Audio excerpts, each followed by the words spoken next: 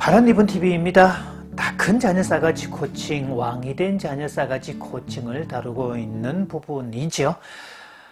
오늘은 72번째, 나쁜 아이란 없다, 나쁜 부모가 있을 뿐이라는 명제에 대한 반박 내용이 되겠네요. 8번째입니다. 자, 그동안 이 명제에 대해서 반박하는 내용 중에 미디어의 역습에 의한 것이다 라는 이야기를 계속 드리고 있는데요. 오늘도 미디어의 역습 4번째입니다. 자, 생각 없는 아이들, 내 아이지만 도대체 생각이라는 게 있을까요? 의문이 든다는 부모님들 꽤 많습니다. 이 또한 부모의 잘못이 아니라 미디어에 의한, 미디어의 역습에 당한 결과라는 것을 말씀드립니다. 제가 지금 이 명제에 대해서 나쁜 아이란 없다, 나쁜 부모가 있을 뿐, 문제 부모 아래에서 문제 자식이 나온다는 패러다임에 대해서 그 개연성이 지금 시대에는 맞지 않다는 이야기를 계속 드리고 있죠. 1970년대, 80년대는 개연성이 80, 90% 이상이었지만 지금 2020년대를 살고 있는 지금은 그 1, 20%밖에 되지 않는다는 것을 기억하셔야 됩니다. 부모는 그 부분에 더 이상 죄책감을 갖지 않으셔도 됩니다. 최근에 부모님들이 하는 그 볼멘소리들 몇 가지가 있습니다. 도대체 내 아이지만 저 아이 생각이라는 게 있을까요? 생각이 있다면 어떻게 저런 말과 행동을 할 수가 있을까요? 어떻게 저런 발상을 할 수가 있을까요? 대화도 안 되거니와 어쩌다 대화를 하면 정말 한숨밖에 안 나와요.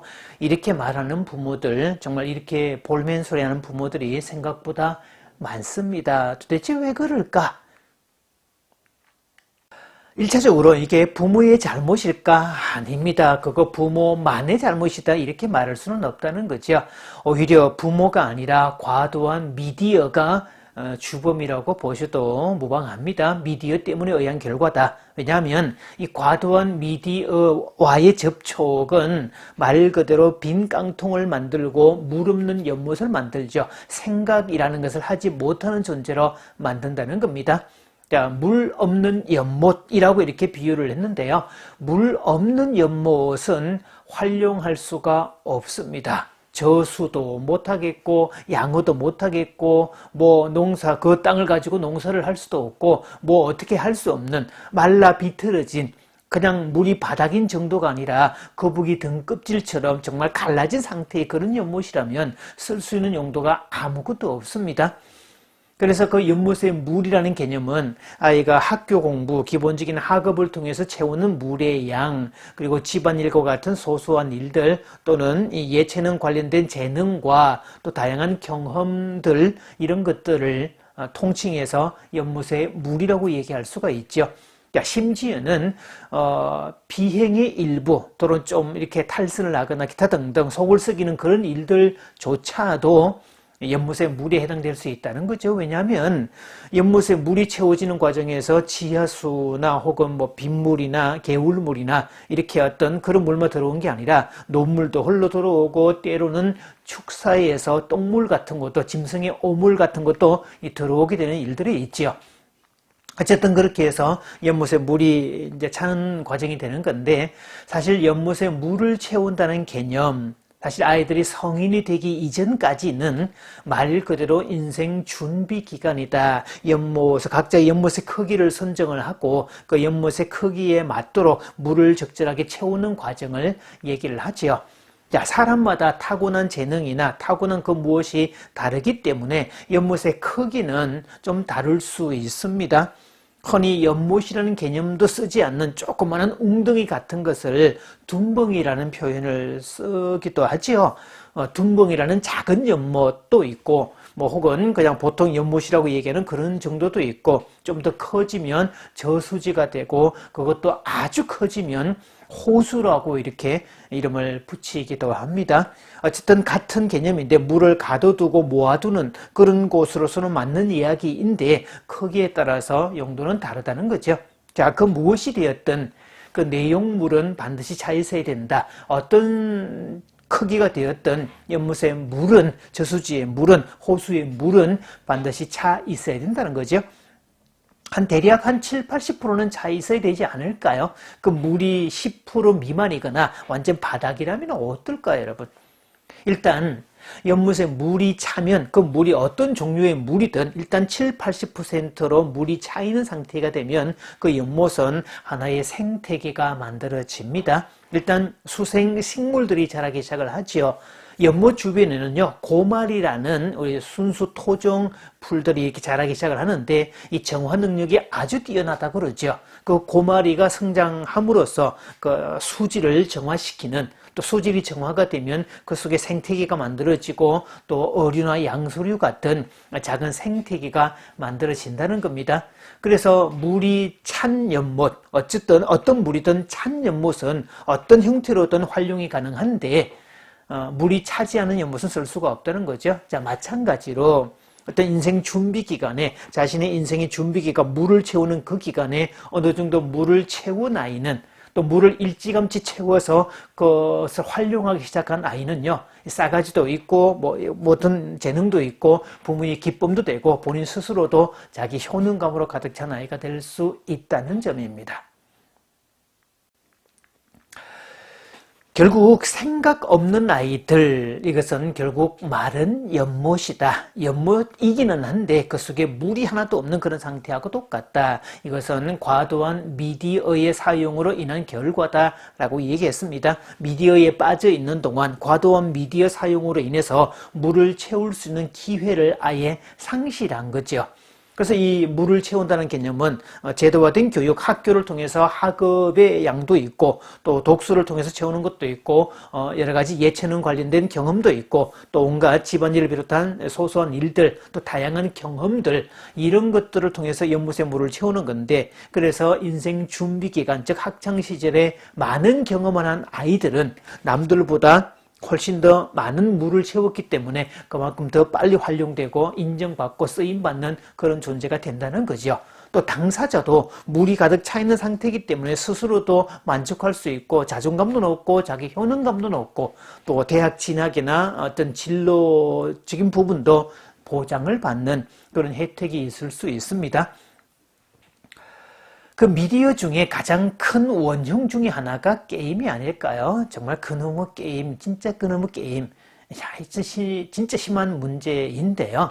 이 공부는 뒷전이고 게임만 한다는 자녀들 때문에 속상하다는 부모들의 볼멘소리를 꽤 많이 듣습니다.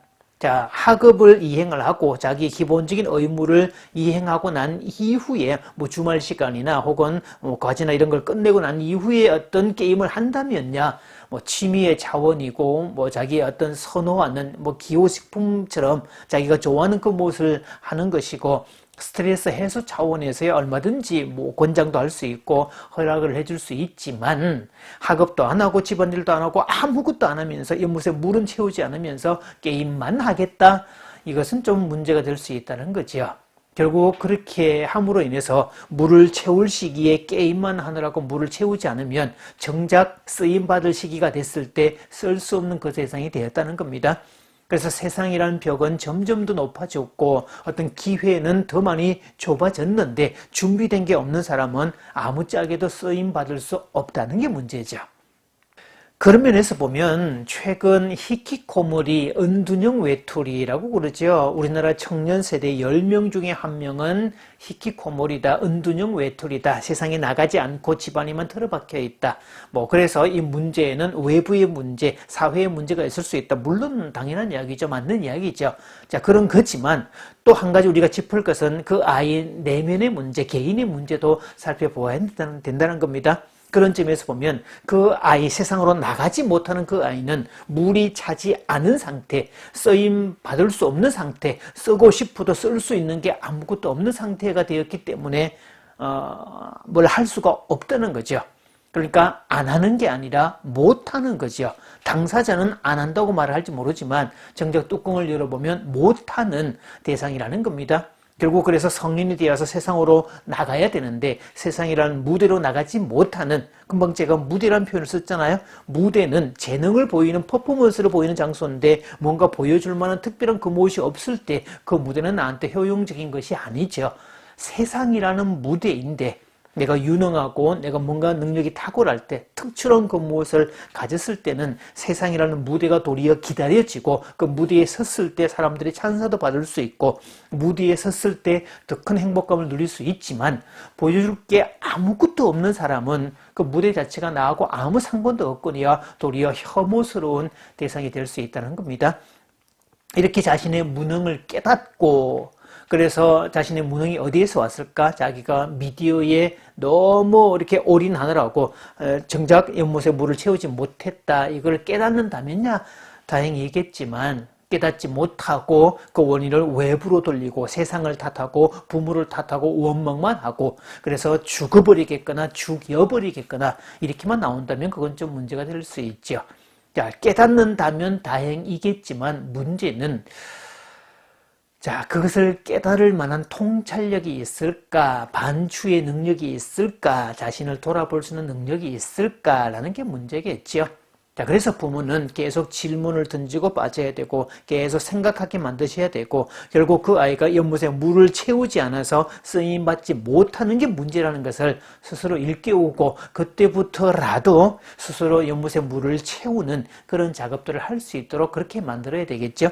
자, 그 작업은 외부에 그 누군가가 시켜주지 않습니다. 부모가 팔을 걷어붙이고 나서야 됩니다. 어린아이보다 다 큰 자녀에 이르기까지 심지어 성인 자녀가 되었다 할지라도 연못 채우지 않는 연못의 물은 그냥 바란다고 채워지는 게 아닙니다. 어떤 물이든지 채워야 하니까 그래서 부모가 보다 좀 적극적으로 팔을 걷어붙이고 나서면 좋겠네요. 특히 질문하고 빠지기, 질문을 던지기, 생각하게 만들기, 계속 피드백을 통해서 아이를 다듬어가는 결국 아이의 인성교육이나 어떤 자기 통제력이나 이런 교육은 학교가 해주는 게 아니라 부모가 교육의 주체라는 사실을 반드시 기억하고 보다 적극적으로 나서야 됩니다.